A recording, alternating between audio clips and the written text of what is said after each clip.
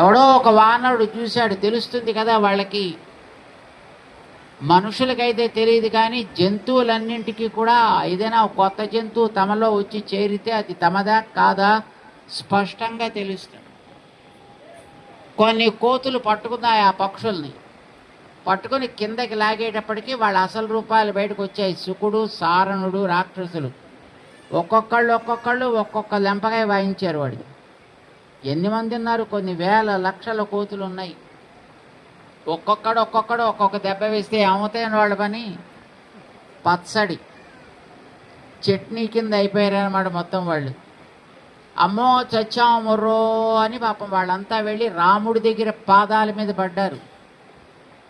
ఎవర్రా మీరు అని అడిగాడు. అంటే సారీ స్వామి, మేము రావణాసుడి దగ్గర నుంచి వచ్చాం, లెక్కలు వేసుకునేటోళ్ళం, ఎంతమంది ఉంటారో మీ సైన్యాన్ని లెక్కలు వేసుకు రమ్మని చెప్పిండు మా స్వామి, అందుకోసమే వచ్చినామని చెప్పిండు ఆయన. ఓరిని దొంగ వేషాలు వేసుకెందురు కదా రావడం, వచ్చేదేదో